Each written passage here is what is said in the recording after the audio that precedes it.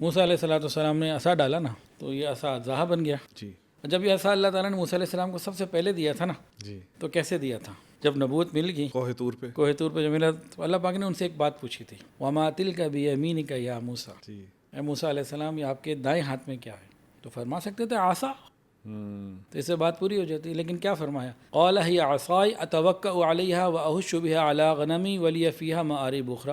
لمبی تفصیل بیان کی. اللہ یہ عصا ہے، اس سے میں جانوروں کو دیکھتا ہوں، ٹیک لگاتا ہوں، یہ کرتا ہوں، بڑے کام کی چیز ہے. اللہ پاک نے فرمایا نیچے چھوڑ دو، پھینک دیا تو وہ جناب وہی اضحیٰ بن گیا. پھر فرمایا خذھا ولا تخف، ڈرنا نہیں، دوبارہ پکڑ لے، وہی دوبارہ عصا بن گیا. اس کے اندر جو سمجھنے والی بات ہے نا وہ مینجمنٹ کے حوالے سے تو نہیں ہے لیکن بہت اہم بات ہے. میرے دائیں ہاتھ میں کیا ہے؟ موبائل ہے.